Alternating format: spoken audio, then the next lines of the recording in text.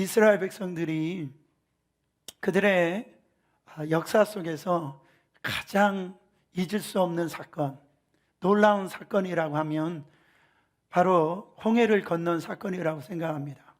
출애굽으로 해서 이제 200만 명 이상이나 되는 그 숫자가 바로 이 홍해를 하나님이 열어놓으신 그 산길로 이스라엘 백성들이 그 홍해를 건너갔을 때요, 그들의 이 경험은 놀라웠을 겁니다.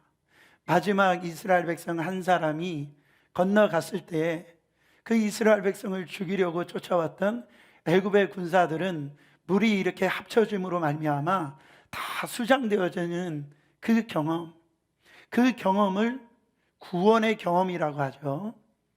이스라엘 백성들이 얼마나 감격했을까요? 얼마나 좋았을까요? 그들은 정말 기뻐 춤을 추면서 찬양을 했었다라고 성경은 그렇게 말씀하고 있습니다. 그런데 이 홍해를 건넌 이 사건이 바로 끝이 아니라 출발이라는 것이죠. 그것을 우리가 어떻게 알 수 있습니까? 오늘 이 말씀에 보면 22절 말씀 보세요. 모세가 홍해에서 이스라엘을 인도하며 그들이 나와서 어디로 들어갔답니까?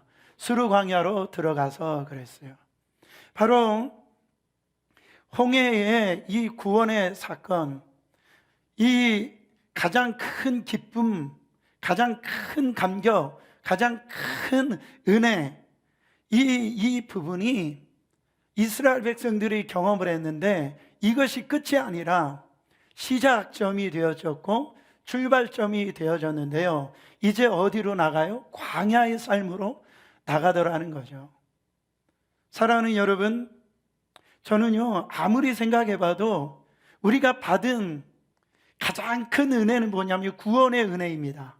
저는 장례식 때마다, 집례를 할 때마다 느껴지는 건 뭐냐면, 저의 감격은, 제가 뼈저리 느끼는 감격은 뭐냐면, 이 구원의 은혜가 없었으면 어쩔 뻔했냐라는 거예요.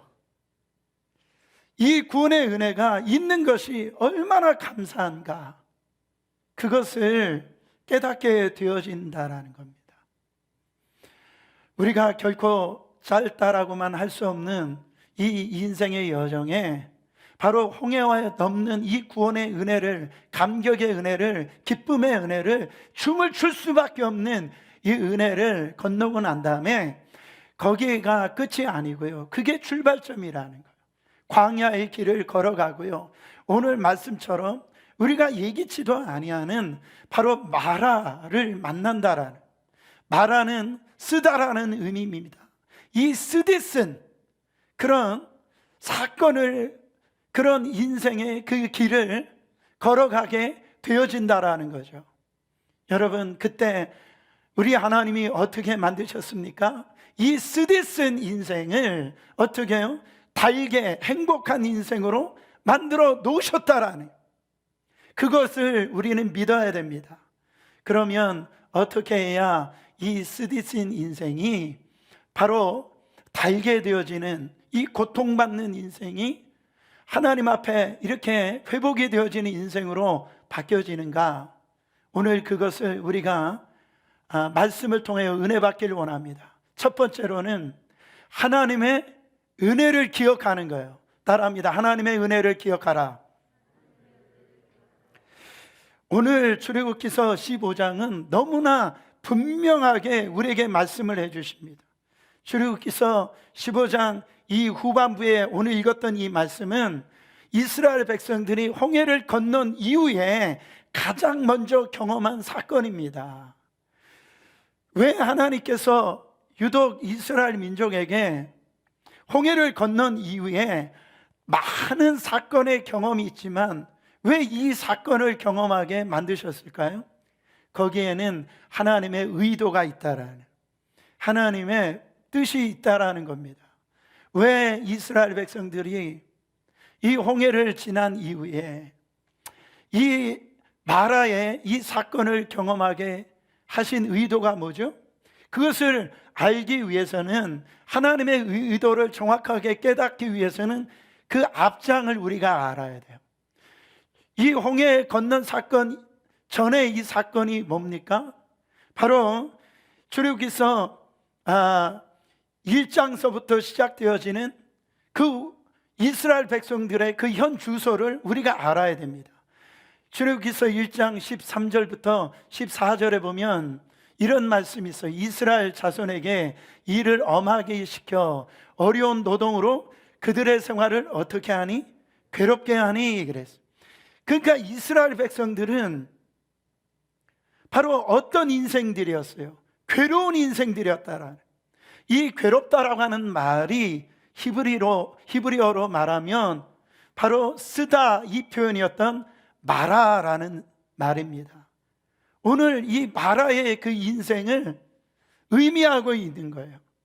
이스라엘 백성들은 바로 괴로운 인생들이었어요. 하나님의 그 구원, 하나님의 그 역사를 경험하기 이전에는, 하나님을 만나기 전에는 그들의 인생에서는요, 바로 괴로운 인생들이었다라는 거예요. 바로 이스라엘 백성들이 그 쓰디쓴 인생이었음을 알 수가 있어요. 또한 그들은 뭘 하고 있었어요? 출애굽기서 2장 23절에 보면은 이스라엘 자손은 고된 노동으로 말미암아 탄식하며 부르짖으니 그랬어요. 이들의 인생은 어떤 인생이었답니까? 바로 이 세상에서 고된 삶을 삶으로 탄식하고 부르짖는 그런 인생이었다라는 거죠. 여러분, 우리가요 주님을 만나기 전에는 보면 이 쓰디쓴 인생, 구원의 경험을 하나님을 만나기 이전에는요 이렇게 우리는 탄식하며 부르짖는 그런 인생들이었다고요. 근데 놀랍게도 하나님께서는 우리의 인생을 만들 때에 그렇게 탄식하며 그렇게요 부르짖는 그런 인생으로 만드시지 않았어요. 우리를 만드실 때 하나님이 찬양하는 인생, 하나님으로 인하여서 바로 이렇게 영광 돌리는 인생으로 우리를 만드셨다고요. 무엇 때문에? 하나님이 우리를 바로 하나님의 이 백성으로 삼기 위해서, 그 백성으로 삼은 우리를 통하여서 하나님은 영광 받기를 원하셨답니다. 근데 오늘 이스라엘 백성들은 뭐 했답니까? 탄식하는 거예요. 절규를 하는 겁니다. 뭐로 인하여서? 마라로 인하여서, 이 쓰디쓴 인생으로 인하여 탄식을 해요. 근데 참 감사한 건 뭐죠? 탄식하며 부르짖는 그 소리를 누가 들으셨답니까? 바로 그 고된 노동으로 말미암아 그 쓰디쓴 인생 가운데 절망의 소리를 하는데 그 소리를 누가 들으셨대요? 24절 25절 말씀 보세요. 24절 25절 말씀에 보면 하나님이 그들의 고통의 소리를 들으시고 하나님이 아브람과 이삭과 야곱에게 세운 그 언약을 기억하사 하나님이 이스라엘 자손을 돌보셨고 하나님이 그들을 기억하셨더라. 여러분, 그 탄식하는 그 소리 이후에 주어가 바뀐 걸 볼 수가 있어요. 하나님이 주어가 되십니다. 그 탄식하고 쓰디쓴 이 고통의 소리를 누가 들으셨답니까? 하나님이 들으셨대요. 누가 하나님께서 하나님의 그 언약을 주신 그 언약을 누가 기억하셨대요? 하나님이 기억하셨답니다. 그래서 이제 이스라엘 백성들을 누가 돌보시기 시작했답니까? 하나님이 돌보기 시작하셨다라는 거예요. 그래서 그 이후에 보면은 하나님이요 역사하시는 걸 볼 수가 있어요. 하나님이 모세를 부르십니다. 누가? 하나님이 이 모세, 마른 그 막대와 같은 그런 혀가 굳은 자와 같은 그 모세를 부르셔서 그 애굽의 바로의 왕에게 보냅니다. 누가 보내세요? 하나님이 보내십니다. 그리고 그 10가지 재앙을 일으키셔서 그들을 이 애굽에서 구원해 내시는데 누가 그렇게 하셨어요? 하나님이 재앙을 내리시고 구원해 내신 거예요. 그 6월절 어린 양의 피를 문설주와 문지방에 이 바른 자들만 이 사망이 넘어가는 역사가 일어납니다. 이 유월절을 누가? 하나님이 그 유월절의 역사를 일으키십니다. 그래서 이 홍해를 결국을 건너가게 하시는데요, 그 일을 다 누가 하셨다라는 거예요? 하나님이 하셨다라는 거예요. 여러분, 이 쓰디쓴 인생 애굽에서 불러내시고 건져내시고 구원하여 주셨다라고요. 그래서 이후에 출애굽한 백성들이 이후에 그 쓰디쓴 인생에서 구원받은 하나님의 자녀들이 회복을 하는데 뭐를 회복해요? 바로 찬양이 회복되어지는 걸 볼 수가 있어요. 출애굽기서 15장 1절부터 2절 말씀, 이때 모세와 이스라엘 자손이, 이때가 언제죠? 홍해를 건넌 이후에 이 노래를 여호와께 노래하니 일렀으되 내가 여호와를 찬송하리니 그는 높고 영화로우시며 말과 그 탄자를 바다에 던지셨음이로다. 여호와는 나의 힘이요 노래시며 나의 구원이시로다. 그는 나의 하나님이시니 내가 그를 찬송할 것이요 내 아버지의 하나님이시니 내가 그를 높이시리로다. 아멘. 애굽 땅에서 이스라엘 백성들이 뭐 했다 했죠? 탄식했다라고 그랬어요. 절규했다라고 그랬어요. 근데 하나님께서 구원해 주시니까 바로 이제 이스라엘 백성들은 찬양을 부르는 그런 인생이 되어지더라는 거예요. 이 모든 일을 가능하게 되어진 것은 누구의 역사입니까? 바로 하나님의 역사요, 하나님의 은혜였다라는 것입니다. 바로 이것을 꼭 기억하시길 바랍니다. 우리의 쓰디쓴 인생 가운데서 바로 달게 되어줄 수 있는 이유는, 그것은 바로 하나님의 은혜라는 것입니다. 마라 인생에서 달콤한 인생이 되어줄 수 있는 그 비결은 오직 하나님의 은혜라는 거죠. 우리는 반드시 이것을 기억해야 됩니다. 그것을 왜 기억해야 됩니까? 그 구원받는 것이 끝이 아니다라는 거예요. 그 구원이 시작이라는 거예요. 본격적으로 그 구원받은 은혜를 받은 자들이 출애굽기서 15장을 출발하는데요, 여기서 중요한 게 뭡니까? 탄식했어요. 우리는 절망이었어요. 우리는 고통이었어요.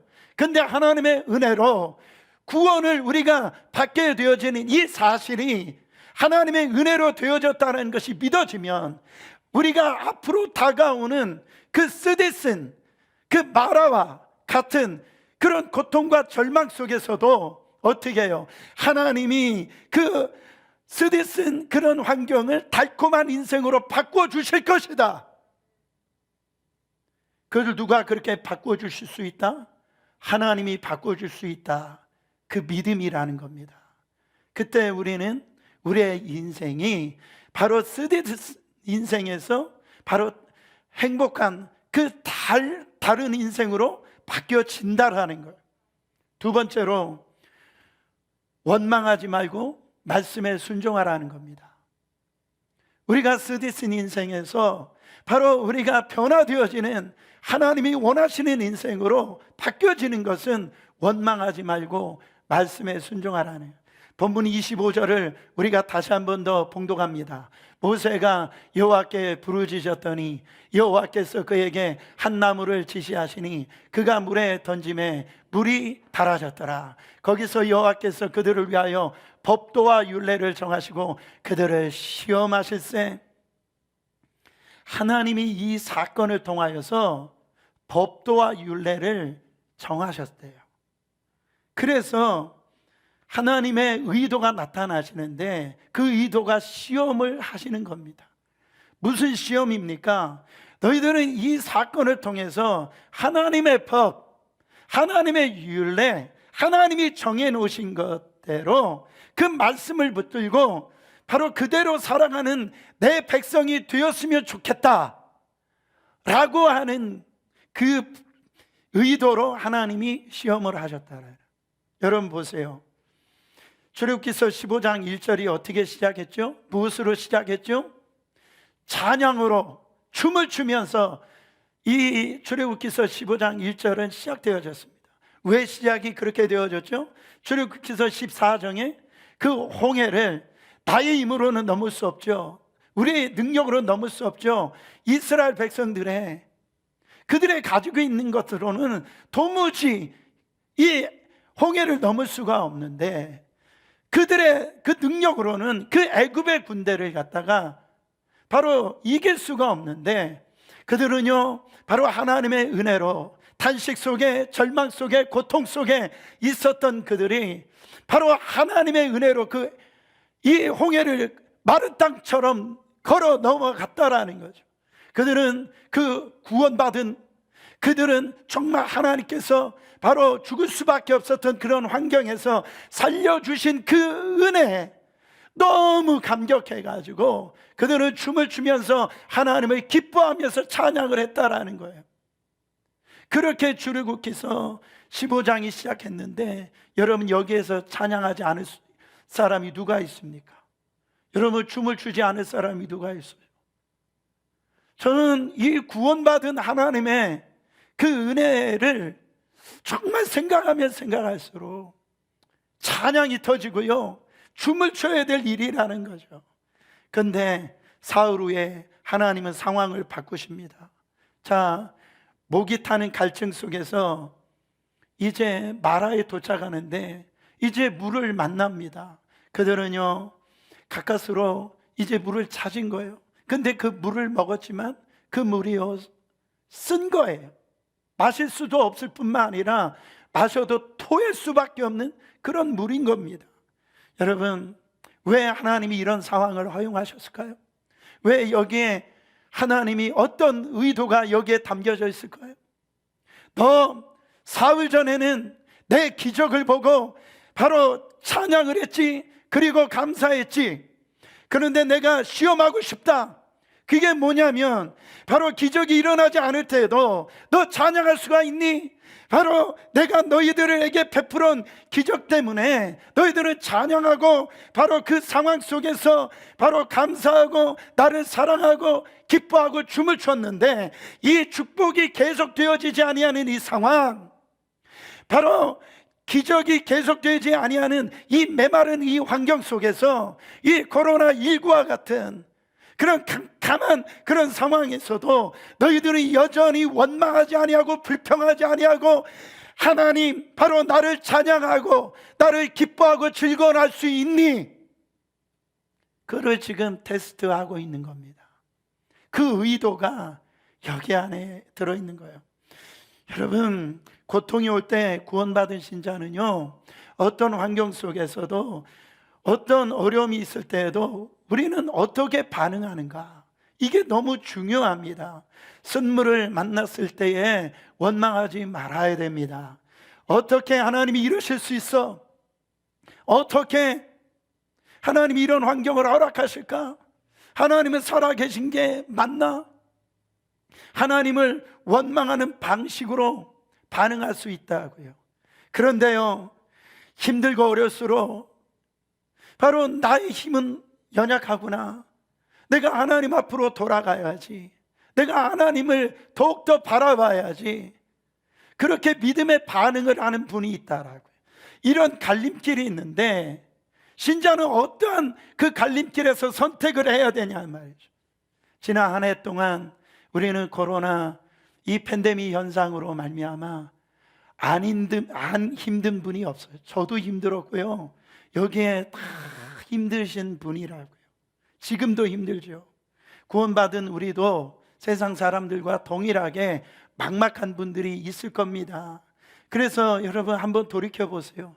나는 어떻게 반응했는지, 나는 어떻게 상황에서 선택을 했는지, 정말 그렇게 힘들고 어렵고 고통스러웠을 때 하나님 도대체 나에게 왜 이러십니까? 왜 이렇게 힘들게 하십니까? 하나님 살아계신 거 맞습니까? 하나님 나 사랑하시는 거 맞아요? 그렇게 하면서 원망하지는 않았나요? 아니면 정말 힘들고 어려워서 나는 하나님 없이는 살 수 없구나, 이 환경 속에서 하나님이 나를 도와주셔야 되는구나, 하나님 앞에 자기의 죄됨을 바로 하나님 앞에 회개하고 돌이켜서 내가 이때 더욱더 하나님 앞에 엎드리고 하나님 앞에 나가야 되지, 그런 믿음으로 반응하시는 여러분이셨나요? 이 두 개의 갈림길이 있다라는 거예요. 이스라엘 백성들은요, 홍해를 건너는 엄청난 기적을 경험했잖아요. 홍해를 건넌 이후에 그들은요, 찬양을 하고 마음 다해서 하나님 앞에 영광 올려드렸어요. 근데 이렇게 마음 다해 찬양했던 이스라엘 백성들이 며칠 만에, 그 3일 만에 그들은 원망한 걸 볼 수가 있어요. 한번 보길 원합니다.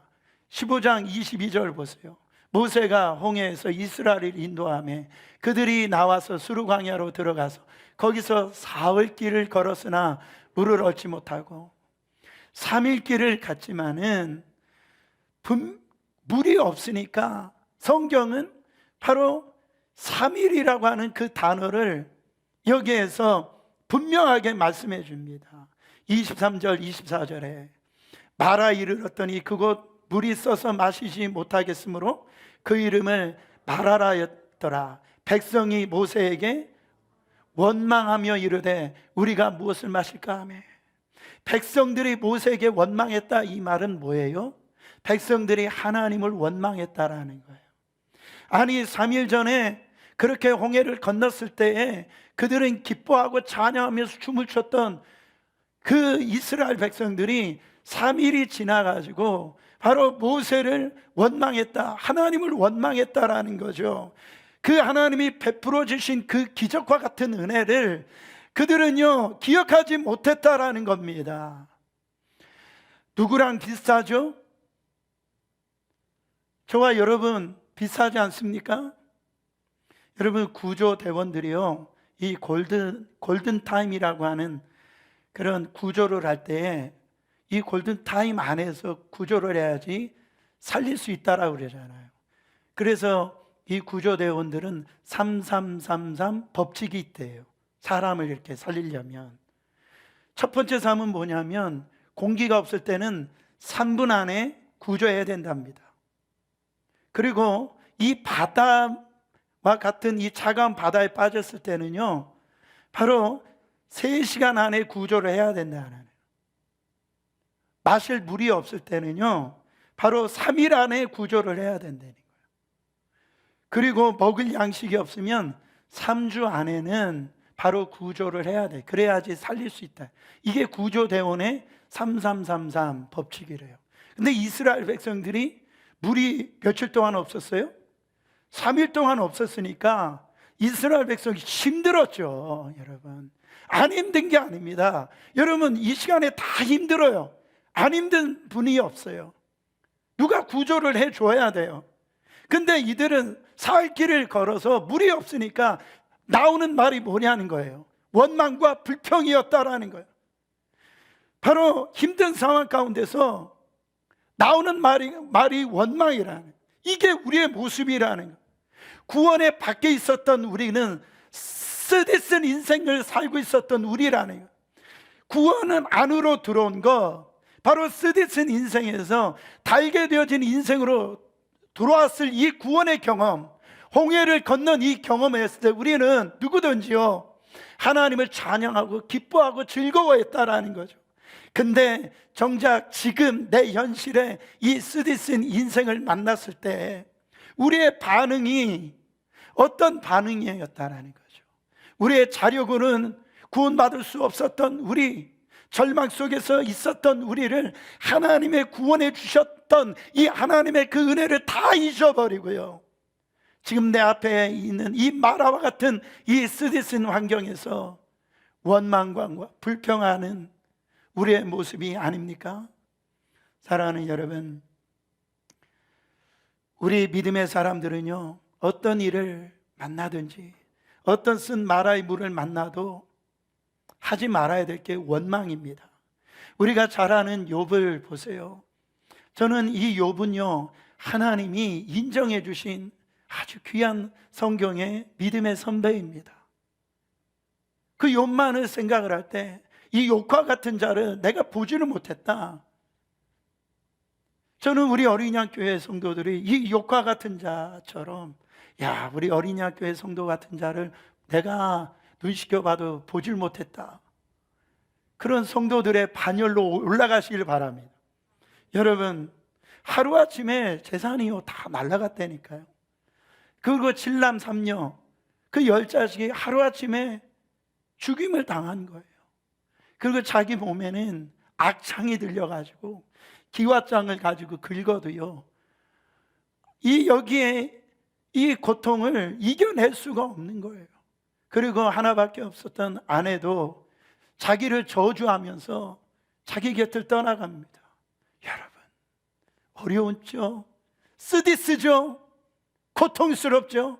그때 욥은 어떻게 고백합니까? 우리가 너무나 잘 아는 말씀이에요. 욥기서 1장 21절에 가로되 내가 모태에서 적신이 나와 싸운즉 또한 적신이 그리로 돌아가올지라 주신 자도 여호와시요 취하신 자도 여호와시오니 여호와 이름이 찬송을 받으실지니이다. 내가 모태에서 나올 때 아무것도 내가 가지고 나오지 않았습니다. 내가 주님 앞에 갈 때도 나는 아무것도 적신 없는 상태로 돌아가는 거, 그거 다 주신 것도 하나님이시고 취하신 것도 다 하나님이시니 하나님만 찬송을 받을지오래. 여러분, 이 고백을 여러분 하자 하나님은 욥에 대해서 이렇게 평가합니다. 22절입니다. 이 모든 일에 욥이 범죄하지 아니하고 하나님을 향하여 어리석게 뭐하지 아니하니라? 원망하지 아니하리라. 욥이요 하나님 앞에 범죄하지 않았대요. 여러분, 원망하는 게 범죄한다라는 사실을 꼭 기억하시길 바랍니다. 내가 생각 없이 하나님 앞에 원망하고 불평하는 것이 바로 그것이 범죄라는 거예요. 그것을 성경에서는 어리석은 일이라는 거예요.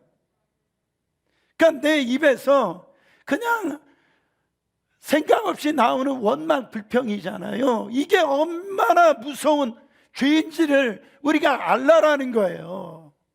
근데 욥은 어리석게 원망하지 않았다라는 거죠. 워싱턴 포스트지가 이런 글을 썼습니다. 이 지구촌을 글로벌 시대로 만든 최초의 장본인은 징기스칸이다. 몽고의 그 작은 족속에서 세계를 움직이는 이 지도자가 나왔는지를 그 평가를 이 워싱턴 포스트지에서 바로 기록했는데요, 그는 탁월하게 남을 탓하는 사람이 아니었다는데 초점을 맞추고 있어요. 집안이 나쁘다고 탓하지 말라. 징기스칸이 한 얘기입니다. 나는 9살 때 아버지를 잃고 마을에서 쫓겨났다. 가난하다고 탓하지 말라. 나는 들쥐를 잡아먹으며 연명했고 목숨을 건 전쟁이 나의 직업이었고 일이었다. 작은 나라에서 태어났다라고 말하지 말라. 그림자 말고는 친구도 없고 병사로만 10만, 백성은 어린애와 노인까지 합쳐 200만도 되지 않는 곳에서 태어났다. 배운 것이 없다고 힘이 없다고 탓하지 말라. 나는 내 이름도 쓸 줄 몰랐으나 남의 말에 귀 기울이며 현명해지는 법을 배웠다. 너무 막막하다고 그래서 포기해야겠다라고 말하지 말라. 나는 목에 칼을 쓰고도 탈출했고 뺨에 화살을 맞아 죽었다가 살아나기도 했다. 저는요 가장 어리석은 분이 누구냐면 탓하는 사람들이에요. 탓하는 사람. 뭐 부모 탓하고요, 남편 탓하고요, 아내 탓하고요, 뭐 이런 환경 탓하고요. 신앙생활에 있어서 가장 어리석은 분이 예수를 만나는데도 자꾸 탓해요. 핑계대는 거예요. 핑계대는 거. 이 세계를 글로벌 시대로 이끌어낸 최초의 주인공이 이 징기스칸이다. 그런 칭호를 받았던 것은 뭐냐면 이 징기스칸은요 환경에 탓하지 아니하고 사람을 탓하지 아니하고 운명을 탓하지 않았다라는 거죠. 여러분, 원망하는 사람이었다라면 그 일을 하지 못했을 거죠. 자, 그러면 우리는 그 순간에 그러면 우리는 어떻게 해야 되냐는 거죠. 어떤 반응으로 바로 정말 구원받는 그 신자의 모습이냐라는 거죠. 그런 갈림길에서 구원받은 성도는 어떤 선택을 해야 되냐는 거죠. 바로 출애굽기서 25장 말씀에 분명하게 나오고 있습니다. 모세가 여호와께 부르짖었더니 여호와께서 그에게 한 나무를 가리키시니 그가 물에 던지니 물이 달게 되었더라 그랬어요. 쓴 물이 지금 단물이 되었네요. 어떻게 해서 쓴 물이 달게 되었죠? 모세가 여호와께 이렇게 부르짖었을 때 여호와께서 모세에게 말씀하십니다. 저 한 나무를 바로 이 쓴 물이 있는 곳에 던져라. 그때 모세가 그 나무를 던졌더니 쓴 물이 단물이 되어졌다라는 것. 무슨 말씀을 계속하고 있어요? 바로 그 말씀에 순종했더니 쓴 물이 단물이 되어졌다라는 것. 그 다음에 무슨 말씀을 계속하고 있어요? 25절 그 후반절에 보니까 거기서 여호와께서 그들을 위하여 법도와 율례를 정하시고 그들을 시험하실 때, 그들을 시험하시고 무엇을 정하셨답니까? 법도와 율례를 정하셨다라는 거예요. 이건 뭐죠? 그들이 지켜야 될 것이죠. 율례와 법도는 그들이 반드시 지켜야 될 하나님께서 말씀하신 그 명령인 거죠. 그리고 계속해서 이어지는 26절 말씀도 보세요. 이르시되 너희가 너희 하나님 나 여호와의 말을 들어 순종하고 내가 보기에 의를 행하며 내 계명에 귀를 기울이며 내 모든 규례를 지키면 내가 애굽 사람에게 내린 모든 질병 중 하나도 너에게 내리지 아니하리니 나는 너희를 치료하는 여호와 이름이라. 쓴물을 단물로 치료해 주실 수 있는 여호와 하나님이시라네요. 근데 단 하나 우리에게 뭐라고 말씀하십니까?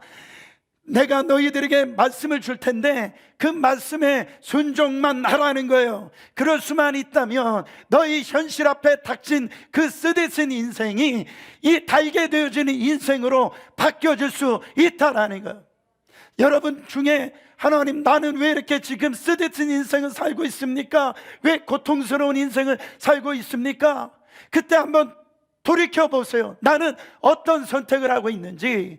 나는 하나님 앞에 지금 원망하면서 다른 사람을 탓하고 다른 사람에게 지금 이 비난하고 너 환경 속에서 그 상황 속에서 나는 원망 불평하는 사람인가? 아니면은 하나님이 나에게 주신 이 말씀이 있는데 이 말씀에 순종하며 지금 하나님 앞에 내가 지금 살아가고 있는가? 여러분 순종하지 않고 있지 않냔 말이죠. 모세는요 그 나무를 던지라고 했을 때 그 쓰디쓴 그 물에 그 나무를 던졌다라는 겁니다. 하나님이 주신 말씀이 있습니까? 그 말씀에 그 한 말씀이라도 여러분들이 순종함으로 반응하면 그 갈림길에서 거기서 결정을 하면 여러분 어떻게 되어진다라는 거예요. 내가 너 쓰디쓴 그 인생을 달게 된 인생으로 바꿔준다라는 거예요. 주 안에 사랑하는 성도 여러분, 우리는요 다 구원받은 백성입니다. 홍해를 건넌 자라고요. 우리의 노력으로? 아닙니다. 우리의 힘으로? 아닙니다. 우리의 의로움으로? 아닙니다. 하나님의 은혜로 구원을 받았다고요. 여러분 그 구원의 은혜를 주신 그 하나님이 우리 닥치는 그 현실 속에 그 쓰디쓴 그 환경, 그 우리가 만나는 그 문제를 하나님은요 다 바꿔줄 수 있는 치료의 하나님이시라는 거죠. 여러분 우리는 이 사실을 믿어야 됩니다. 세 번째로 치료자 되신 예수 그리스도를 믿어라라는 거예요. 하나님이 마지막에 자신을 어떤 말씀을 통해서 어떤 자라고 지금 성경이 기록하고 있습니까? 26절 하반절에 보면 바로 나는 너를 치료하는 하나님이다. 나는 너를 치료하는 하나님이다. 따라합니다. 하나님은 나를 치료하신다. 여호와 라파, 하나님은 나를 치료하신다. 힐링 갓이라는 거죠. 사랑하는 여러분, 지금 내 자리에 지금 환경 속에서 여기에서 이 치료하신다라고 하는 이 말의 의미는요 바로 병만 치료하신다라는 의미가 아닙니다. 이 땅에 지금 많은 곳에서 우리는 신음하고 있는 환경이 있어요. 그렇잖아요? 지금 여러분 그 서 있는 자리가 지금 병으로 신음하고 있습니까? 여러분 자리에 정말 환경 속에서 이 아픔 가운데 누구도 해결해 줄 수 없는 그 아픔 속에 지금 절망 속에 있는 분이 있습니까? 오늘 저는 여러분들이 바로 이 치료의 하나님을 경험하시기를 간절히 원합니다. 그 병이 예수 그리스도, 바로 하나님의 놀라운 역사로 말미암아 치료의 하나님이 되시기를 바랍니다. 그리고 병든 가정, 이 고통당하고 있는 그런 모든 절망적인 그 환경 속에서 회복의 역사가 일어나기를 간절히 원합니다. 나는 너희를 치료하는 하나님이라. 오늘 우리의 인생을 쓴물로 단물로 바꿀 수 있는 길은 저 한 나무를 물속에 던지는 것입니다. 학자들은 이 나뭇가지를 바로 예수 그리스도를 상징한다라고 그래요. 베드로전서 2장 24절 말씀에 보면 친히 나무에 달려 그 몸으로 우리 죄를 담당하셨으니 이는 우리로 죄에 대하여 죽고 의에 대하여 살게 하려 하심이라. 저가 채찍에 맞음으로 너희는 나음을 입었나니. 나뭇가지를 물속에 던졌을 때 물이 달아졌다라고 그랬어요. 우리의 인생의 쓴물을 달게 하실 수 있는 분은 예수밖에 없다라는 것입니다. 예수 그리스도가 내 심령에 찾아오시고 내 가정에 찾아오실 때, 예수가 오실 때 우리의 문제가 해결될 줄 믿습니다. 우리의 인생을 바로 쓰디쓴 인생을 달게 해주시기 위하여 예수 그리스도가 지금 하늘 보좌 우편에 여러분 앉으시고 그 하늘 보좌 우편에서 낮고 낮은 이 땅에 내려오신 줄 믿습니다. 바로 우리 쓰디쓴 인생을 구원하시기 위해서 저 십자가에서 물과 피를 다 쏟으시고 죽으신 줄 믿으시기를 바랍니다. 동일하게 부활하시고 바로 하늘 보좌 우편에 앉아 계신 그분이, 그분의 영을 우리 가운데 오늘 우리 속에 넣어주신 것, 그것은 우리의 쓰디쓴 인생을 다른 인생으로 만들어 주시기 위해서 오신 줄 믿으시길 바랍니다. 예수 그리스도가 우리 가운데 오시니 내가 용서할 수 없는 그분을 용서할 수 있게 되어졌다라는 것. 내가 저 사람을 사랑할 수가 없는데 그분이 내 안에 들어오시니까 바로 그분을 사랑할 수 있는 자가 되게 만들더라는 거죠. 그 쓰디쓴 모든 이 삶을 바로 예수 그리스도가 바로 우리 안에 오셔서 나를 달게 되어지는 인생으로 변화시키게 되어졌다라는 거죠. 여러분, 우물가에 그 물을 찾아왔던 그 여인은 남편 5을 지금 살고 있는 남편도 자기 남편이 아니다라고 그랬어요. 남편은 아무리 바꾸고 바꿔도 그의 인생을 채울 수가 없었다라는 거죠. 주님이 말씀하십니다. 너가 지금 이 물을 마시는 거, 너가 지금까지 그 목마름을 채워줄 수 있다라고 하는 그 물을 마신다 할지라도 너희는 목마르려니와 내가 주는 그 물이 뭡니까? 예수 그리스도. 그 예수 그리스도를 먹는 자마다 영원히 목마르지 아니하리라. 할렐루야. 사랑하는 여러분, 바로 목마르지 아니하는 인생은 하나님 앞에 변화되어지는 인생이 그 여인이 되었다라는, 삭개오도 마찬가지입니다. 돈으로도 채워지지 않는다는 거죠. 주님을 만나니까 그는요, 돈과 바꿀 수 없는 그 예수를 만나니까 그의 인생이 바로 회복되어지는 걸 볼 수가 있어요. 여러분, 하나님은 여러분 앞에 가장 좋은 것을 준비해 놓고 계십니다. 27절 말씀 보세요. 그들이 엘림에 이르니 거기에 물샘 열돌과 종려나무 70그루가 있는지라. 거기에 그들이 그 물결대 장막을 치는지라. 사막 광야에서 물샘 하나도요 얼마나 소중한지 몰라요. 근데 물샘이 12이 있답니다. 종려나무 한 그루만 있어도 더위를 해결할 수가 있는데 거기에 70그루가 있다라고 그랬어요. 근데 이 마라에서 엘림까지는 그리 먼 길이 아닙니다. 한 12km 정도 떨어져 있는 곳에 엘림이 있는데, 그 가까운 곳에 엘림이 있는데 이스라엘 백성들은요 원망하고 불평하고 있었다라는 거죠. 왜 이스라엘 백성들이 원망하고 불평했을까요? 엘림이 있는 것을 그들은 몰랐기 때문에 그래요. 여러분, 우리가 모른다 할지라도 엘림은 있다라는 거죠. 반드시 기억합니다. 엘림은 바로 우리를 기다리고 있다라는, 희망이 보이지 않고요, 내일이 보이지 않고요, 그런 답답한 현실 가운데 하나님은 엘림을 준비하고 계신다라는 거예요. 앞길이 보이지 않아요, 주님? 지금 내가 어떻게 해야 될지 몰라요. 희망이 보이지 않아요. 아니요, 하나님은 엘림을 준비하고 있어요. 내일을 준비하고 있다라는 거예요.